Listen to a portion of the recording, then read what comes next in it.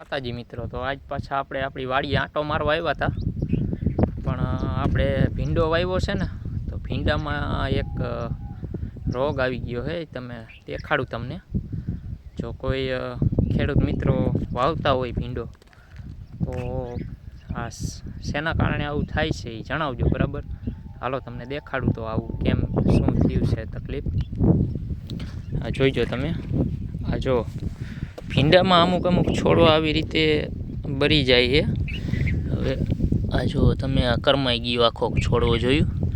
જો આ બીજા સરસ છે, એમ નથી કાંઈ પાણીની તાણ પડી, તો એ આવી રીતે કેમ થાય છે એ સમજાતું નથી. જો આ છોડવો હવે છે ને બરતો જાય છે. જો આ કરમાઈ ગયો પાંદડું, પછી એવી રીતે બરવા માંડે છોડવો, કરમાઈ જાય આખો. જો આ જો છે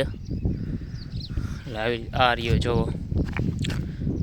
ભીંડામાં આવી પ્રોબ્લેમ થવા માંડી છે. જો એક છોડવો અહીંયા છે, આ રહ્યો જોયું. આ રહ્યા બે છોડવા, ત્રણ. જો આવી રીતે આ ભીંડો કરમાઈ જાય છે. તો હવે આવું શેના કારણે થાય છે કાંઈ સમજાતું નથી. સીધો જ કરમાવા માંડે એટલે એનું તો આપણે કરી શું શકીએ હવે. બાકી કાંઈક એમ થાય કે આવી ઈયળ છે, કાંઈ એવો કાંઈ તકલીફ હોય તો આપણે કાંઈક કરી શકીએ એનું. બાકી આમાં તો કેવી રીતે ખબર પડે. છતાંય આપણે ટ્રાય કરશું. જોકે આપણે ભીંડો ઘણો ઉતારી લીધો છે, એમાં કાંઈ વાંધો નથી. ભીંડો તો ઘણી વાર ઉતારી લીધો છે. આ જો તમે સરસ મજાની કાંકડી છે. એટલે કોઈ અનુભવી ખેડૂત મિત્રો જણાવજો ભીંડામાં કેમ આવું થાય છે. બરાબર.